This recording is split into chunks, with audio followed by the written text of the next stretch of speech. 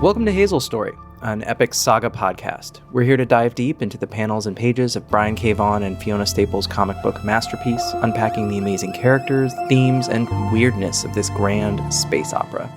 I'm Alan. And my name's Abu. And we are back after a bit of somewhat unplanned break because, well, life. Abu and I both have day jobs and families, and that's how it goes. But we are so happy to be here back with you all to complete Volume 3, diving into chapters 16, 17, and 18 of Saga. That's right. It feels good to be back. But as always, a reminder that our deep dive read-along episodes are spoiler-free. So if you're reading along with us for the first time, don't worry, we won't be talking past chapter 18 today. And as we're reading through those chapters, just another reminder that we love to hear from you, our listeners. So email us at hazelstorypodcast@gmail.com with any thoughts you have on the chapters we're reading or ideas for future episodes. Plus, just wanted to let you all know that we're working on expanding the format of the show to include guests, and we'd love to hear who you think we should talk to, including if it is you yourself. Yeah. So, write us an email, record a voicemail, send it to hazelstorypodcast@gmail.com. There's 2 S's in a row here. Nominate a guest who you think would be great for us to talk to about Saga, including if it is you yourself. We would love to have listeners on this show. It's the beauty of remote recording. We can get you on the show and would love to hear what you think about Saga. Yeah, absolutely. Shoot your shot. Okay, so let's get into it. As always with these deep dive episodes, we're going to start with a brief summary of today's chapters. Then we'll jump into our key takeaways, and finally wrap up with our favorite panels and quotes. So let's get to it. Yes, for chapter 16, we open on landfall with our buddy Agent Gale being questioned by tabloid reporters Upshur and Doff. He gives them the standard no comment treatment until they show him a photo of Alana wearing a wedding ring, a wreath-style wedding ring. Apparently on Landfall, they don't do the old wedding band thing. Yeah. But they do on Wreath, so Alana as a Landfallian wearing a wreath-style wedding ring, big deal. Agent Gale then tries to spin some bullshit about Alana actually being a super secret, deep undercover mega spy, and they can't report this story because of planet security or something. When Upshur and Doff don't believe him, Gale gets pretty snappy with them, and we learn that they are from a planet called Jetsam, where apparently this, quote, fledgling young society does not yet accept homosexuality, which it's implied as a threat from Gale to these 2 reporters that he's going to out them and thereby ruin their careers, which is really low as far as, like, leverage to pull on somebody. Like, come on, Gale. We know you're a slimeball, but, like, fuck, man, that's a new low. Yeah. So then once the reporters leave, Agent Gale immediately calls up our freelancer agent friend, our seahorse friend, still chilling on the beach at his desk. I don't know if he lives there, but he does seem pretty comfy. I'm convinced it's a green screen. He's in a really dimly lit, shitty office, but he puts that back there to feel better. So Gale is on the phone with this freelancer seahorse agent, and he demands that someone be hired to shut the journalists up, you know, with extreme prejudice. The freelancer agent says, well, no, you can't kill journalists, which is kind of, I don't know, amazing to hear that there's a code among assassins that they won't assassinate journalists. Yeah. Not so much the thing here on Earth. But Gale kind of nudges him along and agrees to pay a premium, and the freelancer agent is like, okay, I got somebody. He pulls out this, like, super secret folder that's, like, what to do in case the will is unreachable, and there's like a bunch of names scratched off, and there's one name left, the Brand, who is only to be contacted in emergencies. So you're like, oh shit, the Brand must be intense. Yeah, and just for the record, the other 2 names in the will's emergency contacts are his mother and someone named Uncle Steve. But, like, why are they scratched off? Are they dead? It's terrifying. That is my question, yeah. Now, after this, there are 2 main scenes for the rest of this chapter that cut back and forth, much like an A plot, B plot. And so in our summary today, instead of jumping back and forth like crazy and getting hectic, we're just going to take it one scene at a time. Starting with Gwendolyn, Sophie, and a very injured The Will on the Lush planet. So Gwendolyn is out and about, searching for a lost Sophie, when she suddenly starts hallucinating her first lover, the woman that took her virginity. And in a brilliant stroke, she turns to Lion Cat and asks if this person she is seeing is real. And Lion Cat says, lying. And so she uses Lion Cat's ability to suss out the truth to figure out that this is an illusion and that this planet is dangerous. I really loved this short little scene because it showed us just how tactically brilliant Gwendolyn is, right? Like, we have seen time and time again examples of how effective she is as an agent and how intelligent she is. And this is just one more example of that. Oh yeah, absolutely. It's wild to see like how everyone else can't figure this out for like the longest time, and she like figures it out immediately. Yeah. It's brilliant stuff. So she rushes back to the ship only to find the Will bleeding out and Sophie standing above him, foot on his throat with a bloody knife in her hand. Lion Cat immediately jumps into action, lunges at Sophie. Things get tense. Gwendolyn manages to get in the way and stop Lion Cat from harming Sophie, and she quickly ties Sophie up. Now, the problem, of course, is that Gwendolyn does not know the magical spell required to save the Will's life in this moment. So she comes to the conclusion that they have only one option. They need to go to someone who does know that magic, and that someone happens to be her ex-boyfriend, Marco. I love that too, that like spell that Marco knew to save his life when he was going to die was something special, that it wasn't something that like all people from Reeth know. Yeah. And it is also kind of a nice plot device to do what has been kind of happening with all the chapters up till now. We need all our characters to come together in one place, and that one place is Quietus. Meanwhile, our first entrance into the family hanging out on Quietus with the Oswald Heist is a little jarring because it's these 3 panels of, we don't even know what the hell it is, but it's like a bumblebee child fighting some monster coming out of a well or something like that.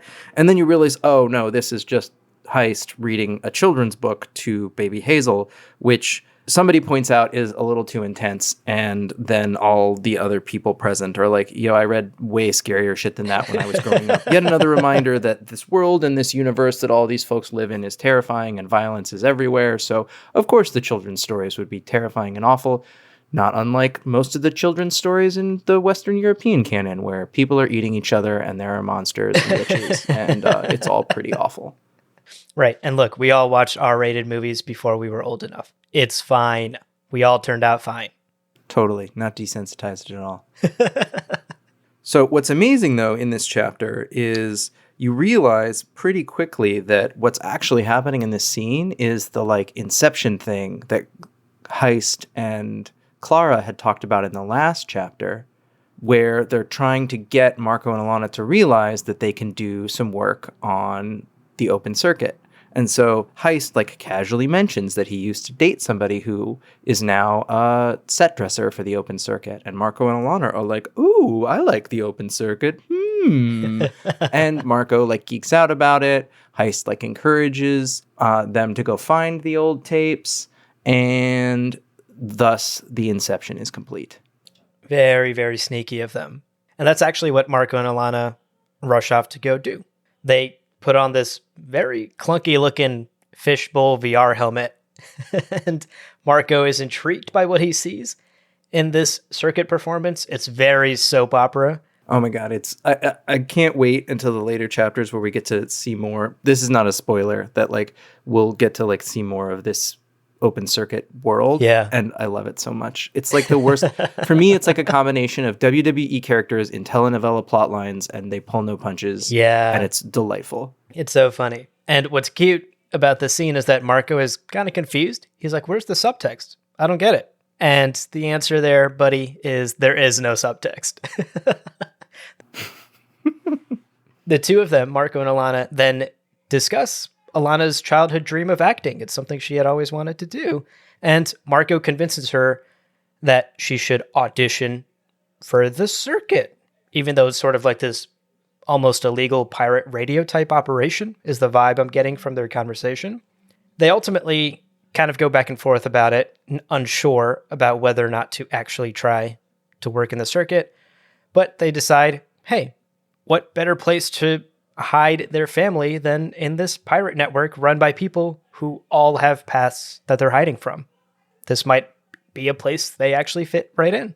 Yeah, totally. And Clara and Heist then sort of pat themselves on the back for this whole Inception idea. And this leads to a discussion about fiction and feelings of combat. And then Heist is like, oh, I have this book that I have to show you. And he's like super passionate about it in that way that like, it's like book geek flirt. Yeah. Where it's like, you're like, oh my God, I know something that's relevant to this and it's going to help endear me to this person. So I have to go get it and share it with them immediately. And then so he runs off to go get this book. And then Isabel turns to Clara and says, quote, he's completely into you, you know? And then Clara responds, I'm not blind, Wraith. So like everybody knows what's up here. Yeah. Clara's into Heist, Heist's into Clara. So cute. Isabel tells Clara that she should get with Heist, and Clara pushes back and is like, my husband just died. And then Isabel hits her with this amazing quote, which is, you know, it's what you would have wanted for your man if you'd been the first to go, which is just on point and very real. And Isabel just gets to serve up the truth bombs left and right all the time, which is fucking great. This tender moment is interrupted, though, because Heist comes rushing back down the stairs, yelling at everyone to hide quickly because Prince Robot IV is here. So we again cut to outside the lighthouse, where Prince Robot IV is trying to call his wife back on the robot planet, but the connection is shady and the call drops. Probably has T-Mobile.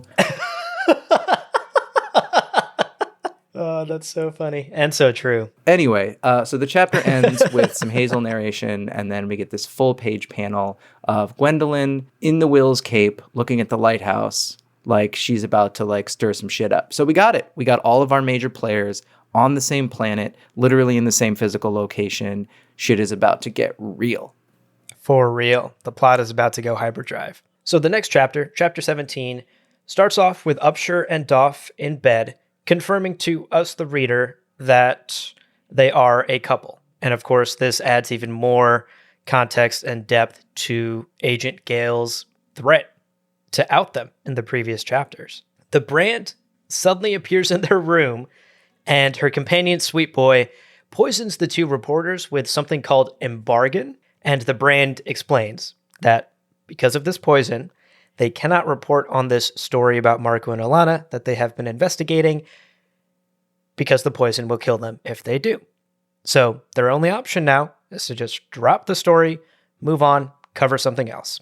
She then uses the crash helmet that she presumably used to enter the room to then portal away, explaining to the two reporters why Wreath and Landfall are so desperate for this story not to get out.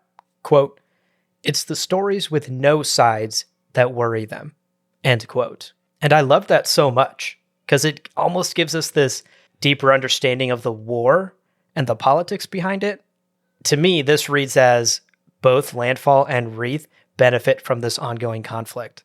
And it's more dangerous to them for people to realize that the conflict is pointless. Yeah, there's some big like Orwellian like 1984 vibes where it's like as long as each of these societies always believes that there's an enemy that's not their own government and they can like take sides, that they're easier to control. Yeah. I do want to point out one other thing though that I love about this, which is just like at this point there's certain things that are just like Brian and Fiona isms, and it's not just that like the brand comes in with Sweet Boy, who is a Saint Bernard with what looks like poison in like the little barrel that's strung around his neck that like if it was a Saint Bernard in Switzerland would be like, you know, rum or whatever they use to revive people in the Alps. So that's cool. But it's the fact that the dog delivers the embargon via these little darts that come shooting out of its nose. Like with the sound effect in the panel is just SNUFT, which I guess is like or something like that. And it's just perfect. It's just this little moment where like it could have been way more banal. It could have just been like blow darts or something. But no. We have to poison these reporters with blow darts that are blown out of a St. Bernard's nose, and the St. Bernard's name is Sweet Boy. So then we're back on Quietus, and we're basically like caught all the way up to the point where the last chapter had ended, right? Like Prince Robot IV has shot Heist in the knee, and everybody's freaking out. And we get this terrifying panel of Marco holding his hand over Hazel's mouth, because here's one of the things about a baby. If you ever need a baby to not make noise, that's when the baby's going to make a lot of fucking noise. It's just like a law of babies. Yeah. So he's trying to prevent that.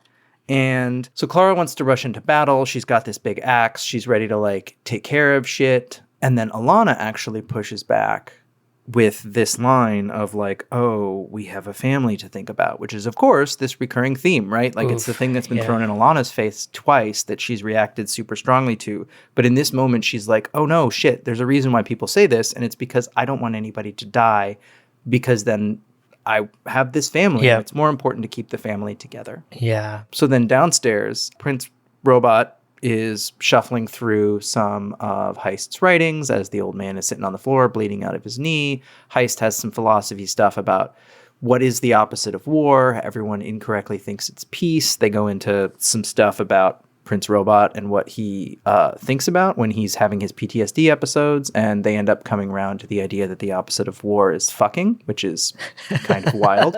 Meanwhile, outside, Gwendolyn is like scoping out the whole scene, trying to figure out what's happening in the lighthouse through these binoculars, which I love whenever there's some super low-tech thing. Like, it's like we have all of this magic and all of this like craziness. Meanwhile, she's got like what looks like just like a regular pair of like Bushnell binoculars that you could buy at like Dick's Sporting Goods or something.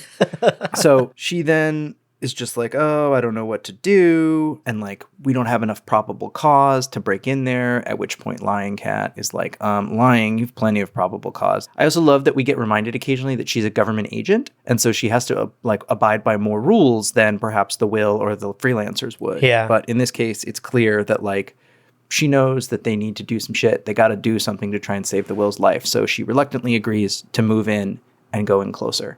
Now, back on the Will's ship, Sophie is still tied up, and the Will has a bandage around his bleeding neck. He's not looking so hot. Sophie is apologizing to the freelancer. She has finally come back to herself. And the Will responds in weak mumbles. He says things like, quote, "You promise to tell Honest Cat that me and you are square, and it's her job to watch after you here on out," end quote. He continues to sort of ramble as he passes out about money and taxes. And then he gives her advice about like basically like annuitizing something called a conversion tax over a number of years. It's like, cool. I guess that's where your brain goes when you're about to bleed out. Right. And, you know, obviously none of that makes sense to Sophie, but she, of course, panics when he closes his eyes and goes completely still. Back in the lighthouse, the family is discussing their dwindling options. Isabel has been unable to find another exit out of the lighthouse. The only way to go is down. And Marco says that they need to be prepared to take drastic action. He grabs a pair of scissors and implies that said drastic action may be to mercy kill Hazel so she doesn't fall into the enemy's hands. Alana and myself, honestly, is horrified. Alana is obviously horrified by this thought, and as the two of them argue back and forth about it, Clara makes the executive decision to sneak out of the room and go save Heist. Big uh-oh moment there. Downstairs, as you mentioned earlier, Heist and Prince Robot have this conversation about war and peace and fucking. It's a great sequence of panels. We'll talk a bit more about it in the takeaways later. But Clara interrupts this moment by jumping downstairs, battle axe in hand, ready to fucking rumble. And this is the moment where all hell breaks loose. She calls Prince Robot a drone, which we learn is a derogatory term for his people in this universe. This angers him into blasting her with a hand cannon. Heist also reacts at that moment, taking multiple shots at Prince Robot. He accidentally sets the nearby bookshelf ablaze. Gwendolyn hears the commotion and bursts into the lighthouse, spooking Heist, who raises his gun. And this is the most heartbreaking panel in this entire chapter. Instantly lancing D. Oswald Heist right through his eyeball, right through his head. Clara then zaps Gwendolyn with some battle axe magic, which Gwendolyn defends with the Will's cool Defendo shield cape. And Lion Cat lunges at Clara as Gwendolyn stands in this now burning room, just absolutely stunned. And all she can say is fuck. Oof. Well, and you get this like also terrifying cliffhanger when you on Prince Robot's computer monitor or TV, whatever face, you basically get like the Windows 95 loading screen where it says restarting. This may take a few minutes. And the fact that it's that blue absolutely is a nod to like the infamous Windows blue screen of death. Do you remember this? Yes. Babu? Oh, Is this yeah. the thing that you dealt with in early Windows days? Windows You just 95? get that BSO. Yeah, you'd get that BSOD and you just have to restart the computer by like turning it off and turning it back on again, and nothing that you did would save and there would be no explanation. So clearly a nod to the blue screen of death. But also terrifying because restarting, this may take a few minutes. You're like, oh, Prince Robot is not dead. So that then leads us directly into chapter 18, which in an unusual move for this book, we get right back, pick it up right where it left off in the burning lighthouse. Isabel appears and tells Lion Cat that Lion Cat and Gwendolyn had no right to barge into someone's private home and execute them. This logic, plus a little bit of like spooky ghost projection by Isabel, scares Lion Cat into bolting out of the house. Then, upstairs on the balcony, Marco and Alana find themselves at a dead end. It's classic, like, action movie. Yeah. They either got to scale down the side of the lighthouse or go back downstairs. They're between a rock and a hard place. And what are they going to do? There's enemies downstairs, a ledge. Where are they going to go and how are they going to get out of this? Gwendolyn then shows up and asks Marco if he knows a healing spell to heal the will. And Gwendolyn says, quote, "The man I love," love is bolded even in the text in the book. So that's the first time that we get that Gwendolyn is in love with the will. Yeah. Gwendolyn says, "The man I love has been hurt and I need your help to make him whole again." Marco starts to explain how the spell works, but when he then asks what part of Wreath the will is from, Gwendolyn says, oh, he's a foreigner. He's not from Wreath. And that's when Marco has to explain that the spell only works on Wreath people and that it's not going to work on the will. Things get heated. Alana tries to interject. Gwendolyn points the lance at her.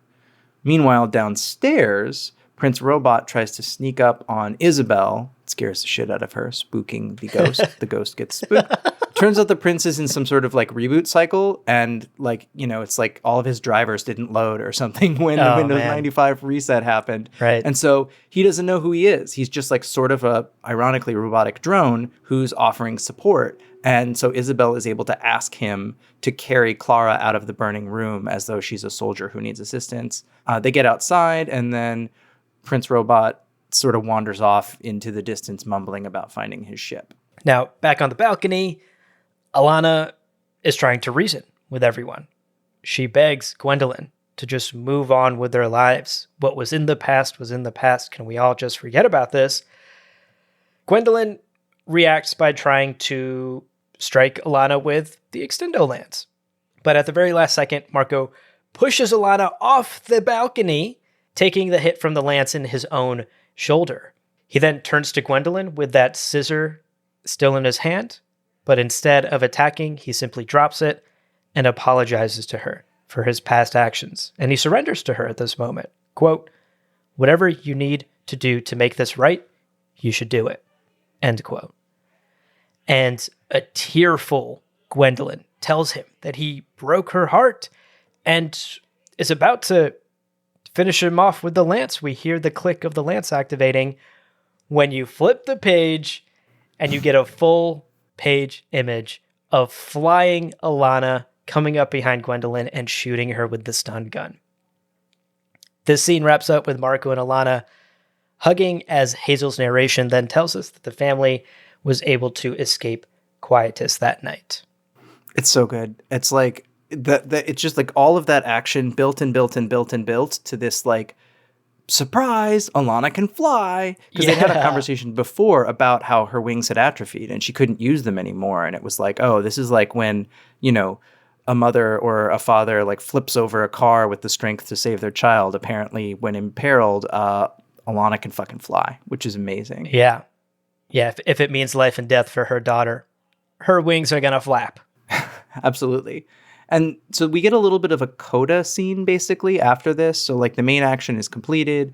We get a little bit of a coda scene where it's a few months later. Upshur and Doff are arguing in their offices on their home planet about the embargoed poison and how they might be able to circumvent it. Upshur thinks if they report on Prince Robot IV, like their editor wants them to, they could still indirectly, accidentally tell the story of Alana and Marco.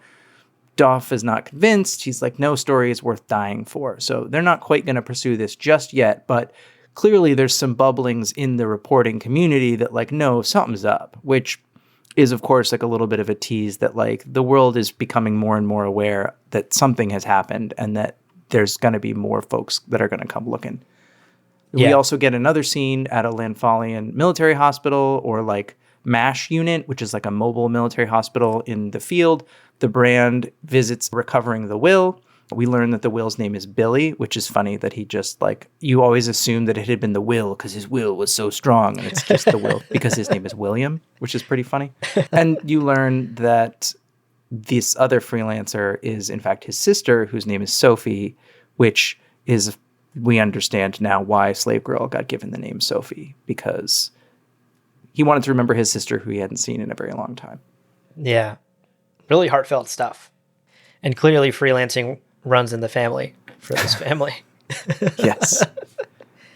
Now, to wrap up this chapter and this volume, we get a series of panels of the rocket ship tree landing on a new planet as Hazel's narration explains that some time has now passed. Quote, "It would be a very long time before we saw any of our original pursuers again. At least it seemed kind of long, but nothing warps time quite like childhood." End quote. And thus we end this chapter and volume 3 on a full page spread of a slightly older and extremely adorable Hazel standing on her own 2 feet next to her mother Alana in the entrance of the rocket ship tree on this new planet. Love it. That's the end of chapter 18 and clearly the start of a new adventure for our heroes in the next volume. Okay, with the summary out of the way, let's take a short break, but don't go anywhere. There's a lot of juicy details to talk about from these chapters. When we come back, we're going to get into our takeaways and share our favorite panels and quotes. So stick around.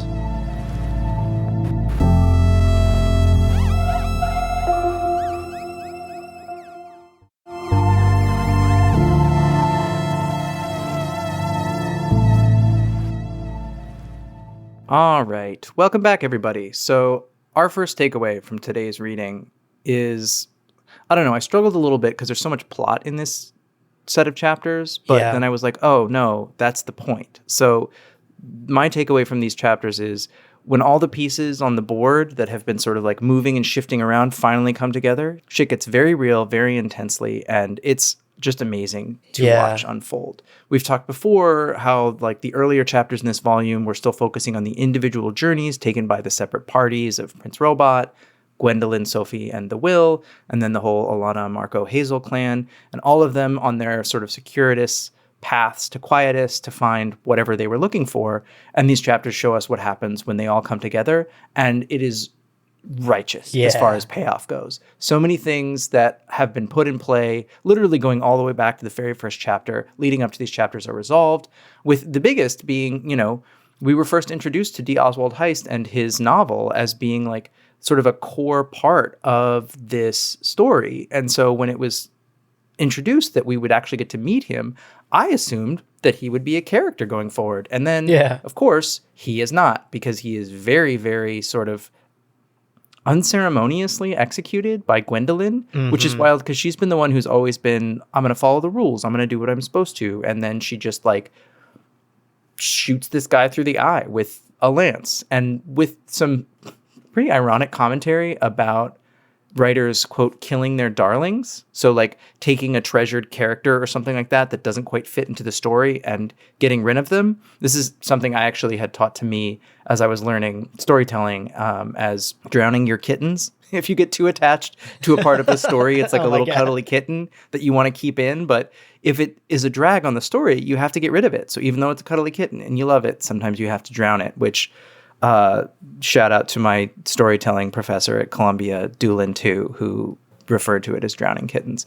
But it's actually important here, right? Because the story isn't going to center around Heist anymore. Like, Heist is not a character in the story. His work is an important influence, but it was important for Brian K. Vaughan to finally have us get to that character and have the main characters in the story learn that he was not some guru who was going to tell them what to do with the rest of their lives. He's just an artist. Artists are not there to be gurus. Artists are just there to make art. So that was amazing.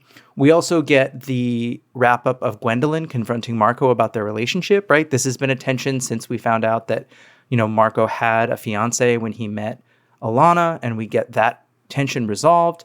And we get this sort of tension of like, okay, well, Marco and Alana are on this kind of like epic heroic quest, but they also need to do something with their lives to make money. And we get it in this idea that they're going to join the open circuit. So a lot of loops are tied up. A lot of things are set up for the rest of the story going forward. And these chapters really serve as a kind of button on a lot of the plot that's come up till this point, while planting seeds for a lot of stuff that's going to come next. And it's just amazing to see how intentional and masterful Brian K. Vaughan is at plotting this epic saga. It really is this epic saga, which, even knowing what happens in all the chapters that come after this, up to what's been published so far, it still kind of blows my mind to know that we are only 18 chapters into this story out of what will be a total of 108 chapters. That's a thing that Brian K. Vaughan has revealed. So we are 16.7% complete. If you want to think about it like a video game, we are 16.7% complete through the main storyline, which is,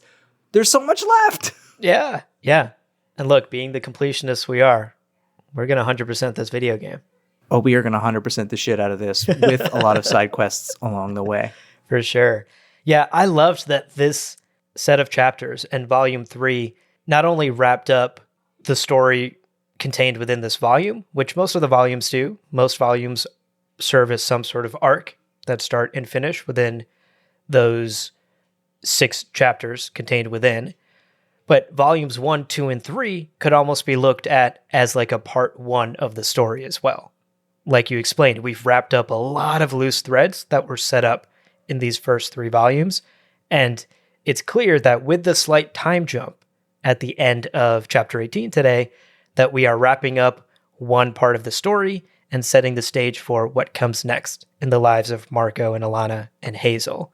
So it's very, I don't know, it pleases my OCD. The storytelling is very tidy in that way. Yeah, it feels like I don't want to continue the video game analogy too far, but it's like this was a boss fight sort of, right? Yeah. And now like we're ready to move on to the next chapter. And like a lot of boss fights, the boss wasn't defeated. He just sort of stumbled away off into the distance because you're going to have to fight him again. Yeah, exactly. There's going to be a phase 2. What about you, Abu? What was your takeaway from these chapters? So I actually wanted to slow down for a minute and just reflect back on D. Oswald Heist as a character. Now that we've met him, spent some time with him, and watched him die, I think it's important to reflect back on the role he played in this story and in the lives of our main characters.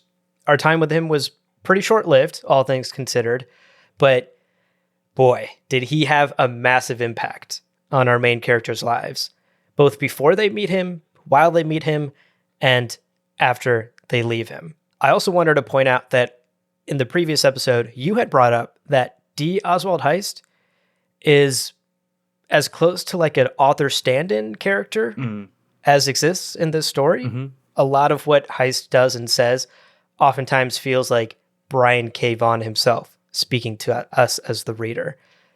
And I love that. I had never heard that interpretation before, but you had brought it up and I couldn't stop thinking about it while I was writing the script for today's discussion and rereading these chapters. I was like, yeah, this is the character Brian sees himself in. Like how George R.R. Martin sees himself in Sam. Like every author sees themselves in one of their characters.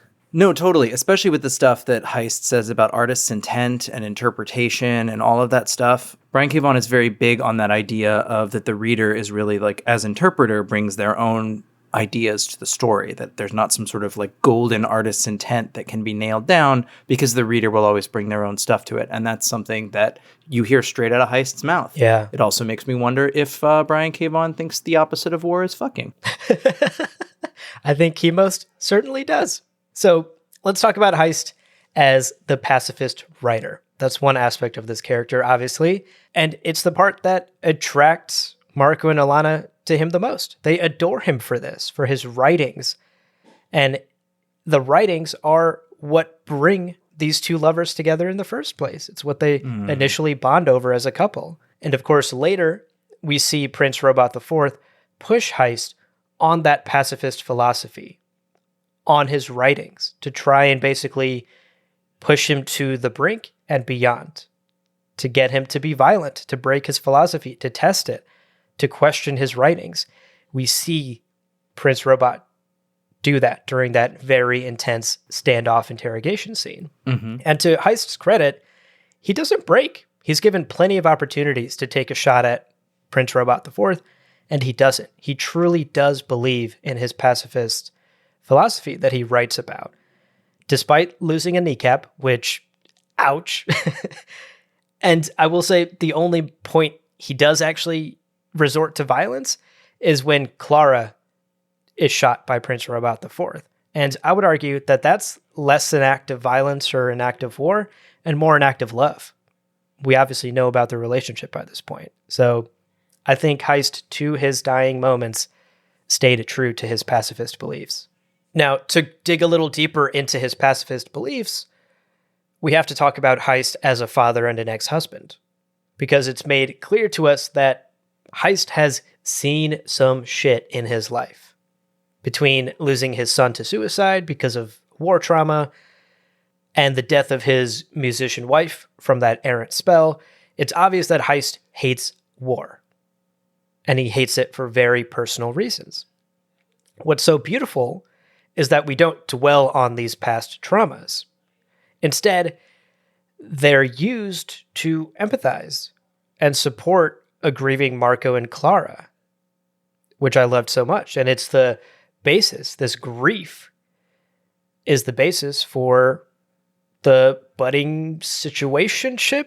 I don't think we can really call it a relationship, but whatever is happening between Heist and Clara, this trauma that Heist carries with him and that Clara clearly has as well is what brings them together. And this Heist/Clara relationship is one of the most heartbreaking what ifs in this entire story for me. I would have loved for these two people to have lived happily ever after, but that's just not the world Saga exists in. What I did like was seeing Heist play a bit of that father figure again when he and Clara hatched that plan to convince Marco and Alana to think about taking jobs at the circuit. So it was very beautiful to see Heist fall into that father figure role and to use his trauma as a way to connect with another person and be there for that person when they needed it most. I loved that about his character. Yeah, and even just getting to see him and Clara like bond over a mission, there was like a little bit of like, I don't know, you could just see that like the instant friendship and that would have led to a long-standing relationship. And yeah, I agree. It's so sad that that doesn't get to happen and that Clara not only lost her husband, but then had a new potential partner introduced that seemed sort of by kismet, and then he immediately died as well. There's just so much trauma, so many characters dying. And like we said in previous podcast episodes, any character can be taken away literally at any moment. Yeah, for sure. Now, two final things I wanted to quickly touch on are some of that meta commentary potentially from Brian that we talked about. The first is Heist's take on children's stories, which I really, really loved. This was actually going to be my favorite quote, but then I decided to make it the takeaway. This is what he says. Quote, "All good children's stories are the same. Young creature breaks rules, has incredible adventure, then returns home with the knowledge that aforementioned rules are there for a reason. Of course, the actual message to the careful reader is, break rules as often as you can, because who the hell doesn't want to go on an adventure?" End quote. I love that. I got goosebumps just reading that again. This idea, to me, feels like a moment where Brian K. Vaughan is breaking the fourth wall and directly speaking to us through Heist. Mm-hmm. And it's such a beautiful sentiment.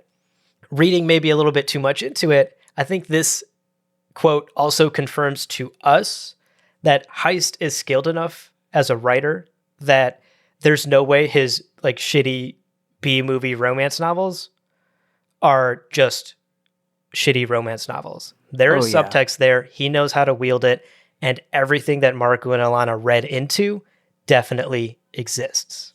Oh, 1,000%. Like, Prince Robot thinks that their treatise is on radical pacifism, and everybody who does any kind of close reading to these seems to come away with that conclusion. And, we never actually get to see, at least so far, what the source material is other than a few little brief snippets, but he knows what's up, or knew what's up. Sorry, buddy.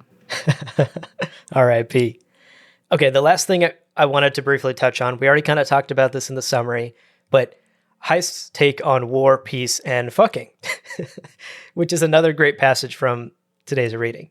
He says, quote, "Why the hell does everyone think peace is the opposite of war? It's just a lull in the action," end quote. And then, as we discussed in the summary, Prince Robot comes to this realization that the opposite of war is actually fucking because of what he's experienced on the battlefield. And my take on this is that it's clear, based on our limited knowledge of Heist and his life, that my man is a lover. Mm-hmm. And he's a romantic.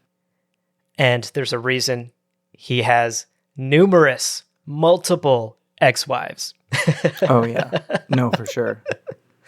Beautiful stuff. So just shouts to D. Oswald Heist as a character is the summary of this takeaway. I loved what he represented in this story. I loved the messages that Brian told us, the reader, through this character, and the story would not be the same without D. Oswald Heist and his effect on this family. So R.I.P. to a real one. D. Oswald Heist, you will be missed. It feels unfair that we finally got to meet this character, and Brian K. Vaughan gives him so much depth and so much just everything, and then it's ripped away. But there's that whole meta commentary in that Hazel narration where she talks about writers needing to kill their darlings, and how this, again, feels like another time where Brian is talking through around Heist directly to the audience about how writers get told to kill their darlings. And Brian is saying, like, no, actually, you should cut away everything else and keep your darlings. And I think it seems like if he's saying that, then why is Heist killed off? And what you have to think about is that, no, actually, the core darlings at the center of this story are still and will always be Alana, Hazel, and Marco. And we need them to continue their journey without having the side distraction of this romance between Clara and Heist and whatever else was going to happen. So loved it. Also just loved the way all of the art was rendered in these chapters. Like, I love the spaced out sort of grand wide shots that we get in a lot of these chapters as this world is unfolding. Right. But also just the way that Fiona Staples is able to draw kinetic motion and like firefights and battles. And like, it doesn't matter sort of what is happening, but it has like this almost manga-esque character whenever something is like there's weapons flying around, and she just does it so incredibly well. So it was really hard for me actually to pick favorite panels from this chapter because there's just so much good action. So I went completely the other way and was like, okay, no, I'm not going to pick from all the action panels. What I did do, though, was pick not one, but two full-page panels because apparently it's my turn to break the rules. And we can just think of these two panels as one piece of art. In the art world, they call this a diptych, where you take two images and they're actually one piece of art together. Mm-hmm. So this diptych for me is these two full-page panels that show two very different versions of what Alana is and who Alana is as a mom. The first one, we talked about this, is the way that Fiona renders Alana as she surprises Gwendolyn by being able to fly. So it's full-page panel, Alana flying midair, gun drawn, pointed down at Gwendolyn, clutching Hazel while holding gun. What's more badass than like cuddling a baby infant while holding a gun? And it's just so amazing. It like basically stops everything. And she gets that kick-ass line, "I think you'll live." It has action and it has intensity. And it just, that whole idea that like nobody thought she could fly, she can fly. It's like badass, like, mama bear intensity, gonna do anything to protect my child. Yeah. And then the second full page panel is actually the last page of chapter 18, where it's a couple months later, Hazel's a little bit bigger, and we get this full page panel of the spaceship tree port opens, and toddler Hazel is like taking her first tentative steps, potentially outside of the tree into the world. Right. And Alana is standing behind her, encouraging her and also standing there to make sure she doesn't fall out of the ship or whatever. Because, you know, the sort of encouragement, protection, mom energy is like palpable there. And you can also feel the way that Alana is like beaming with pride that toddler Hazel is taking her first steps, can take steps out into the real world. And like you said, we get the extra triple added bonus of baby Hazel or toddler Hazel now being so fucking cute with her little like puffball hat with the little dangly balls. And it's just like everything about it. She's still enough of a toddler that she's still got the little chunky legs. So, you know, I just like immediately I could imagine in my head the thing that happens next is she just kind of like turns around and stomps back inside the ship. And this is maybe a biased perspective, but I think that age of like 18 to 24 months where kids can like stomp around but aren't very good at it yet is the cutest age that children can be. And I love it. It's just those two together showing the two sides of what motherhood can be, defending and intense, but also encouraging and cautious. Just every part of it. I love those two panels together. I love that. And also, what is this coat that Alana is wearing in this final panel? She's looking it's so good. Alana is a babe. I don't know if I've said that on this podcast yet, but I want that on the record. Oh, 100%. And she's like, she always has like good style. Her looks are always fierce. Marco is kind of like, you know, he's like cool dad, but still like big dad looks, lots of t-shirts and jeans. But Alana has like full fits that they all rock. Yeah, for real. So my favorite panel from today's reading is actually kind of a innocuous one. For some reason, that one panel in the middle of the firefight in the burning room where the rebooting Prince Robot IV is sneaking up on an unaware Isabel, that panel really caught my eye. And we've talked about this before in a previous episode, but so much of this story and the way that Fiona draws these panels and these transitions uses basic filmmaking techniques. Wide shot, tight shot, over the shoulder, reverse over the shoulder, all of those basic filmmaking angles that we see in TV shows and movies make an appearance here in this comic book.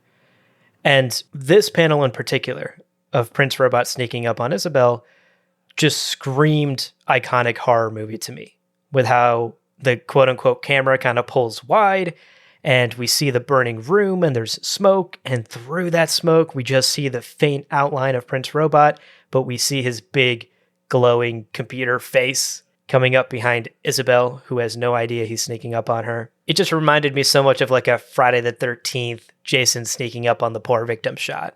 Yeah. And I love that framing in this story. And I know we've said this before as well, but I am just here once again to request that Netflix or Amazon foot the bill for an animated Saga adaptation. Please. I need it. No, I love that panel too, especially with him coming up out of the smoke. I didn't get as much like Jason from Friday the 13th vibes as I got the Terminator from Terminator 1 or Terminator 2. Like there's this sound in both those movies when the like Terminator emerges that's just like this like droney sound. And like that's 100%, whether it's Arnold Schwarzenegger as the Terminator in the first one or the T-1000 in Terminator 2, like that was the vibe. It was just like, oh shit, this is an unstoppable killing machine and it is coming for them out of the smoke. Yeah, I loved it. Okay, Alan, let's wrap up today with our favorite quotes. You go first. All right. So one of my favorite things that Brian K. Vaughan will do in this book is to use Hazel's narration as a connection between scenes and locations that are happening simultaneously. So it's like the glue that'll stitch together when we have that like A plot, B plot, like thing happening at the same time. And Hazel's narration will be a way to connect the two, and it's literally like connective tissue. Well, one line will start in one location as narration and then finish in another. And he does that between two scenes in chapter 15. So Alana and Marco having this conversation about Alana joining the open circuit and Gwendolyn discovering that Sophie has stabbed the Will in the throat. And specifically, Alana and Marco are talking about, well, if Alana, who has always wanted to act, joins the open circuit, Marco will be a stay-at-home dad. And Marco is delighted at the prospect of this. He's like, of course I want to be a stay-at-home dad.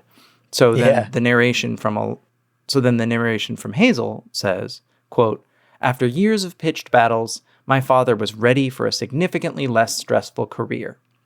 And then on the next page, as Sophie is literally standing on the Will's throat, Narrator Hazel continues, quote, "Unfortunately, he decided to try raising a girl."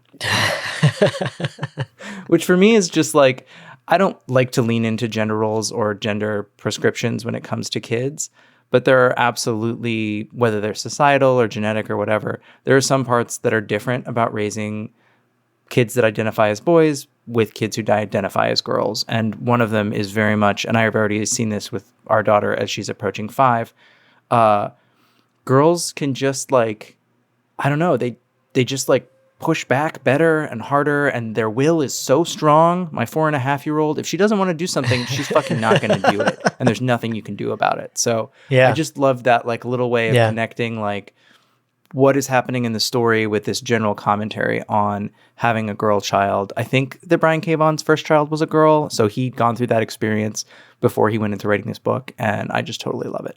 Yeah. I also imagine when your daughter stabs you in the neck with a knife, it hurts a lot too. So, you know, it's not easy being a parent. It's not easy.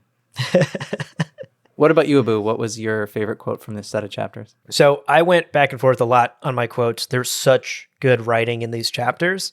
We talked about quite a few of them already in the summaries and in the takeaways earlier.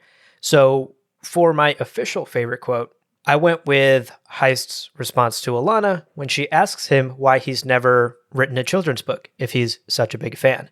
And the response is just, once again, so deliciously meta. He says, quote, "Because it requires collaborating with an artist, and artists frighten me," end quote. That got a really big chuckle out of me because I love when Brian gets meta like this in the story. That's been a big theme in today's discussion. We talked about Heist, how he is the stand-in for Brian himself, this bald, peace-loving, reclusive author. You can really see the connections there. Yep.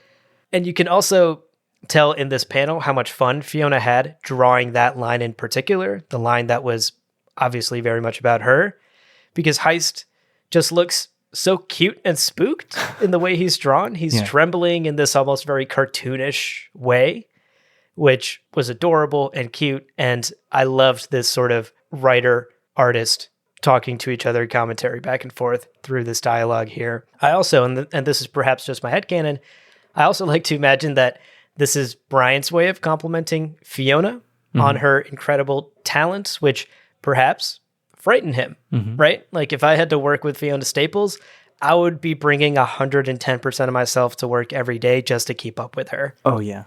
And I felt through this piece of dialogue, I felt some of that energy from Brian. But perhaps that's just in my own head.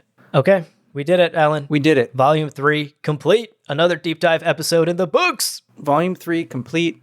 16.7% through this story. Plenty more left to do. Glad that I did the math on that one. So just to give a little clarity to our listeners, we know we've been on a little bit of a wonky release schedule the last couple weeks because of life, gestures wildly.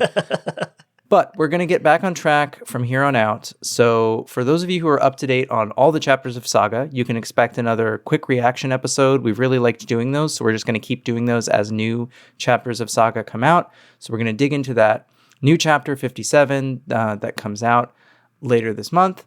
And then for those of you following along to our read-along episodes, make sure you've read through chapter 21, the first half of volume 4, because we'll be back in 2 weeks to deep dive into chapters 19 to 21. And then lastly, just a reminder, as we said at the top of the show, we're working on some new episode formats, including bringing on guests. So if you yourself are interested in being a guest on a future episode, send us an email or record a voice memo and send it to hazelstorypodcast@gmail.com and let us know what you might want to talk about. Come on the show and tell us how wrong we are about all this. We'd love it. Yes, please come geek out about Saga with us.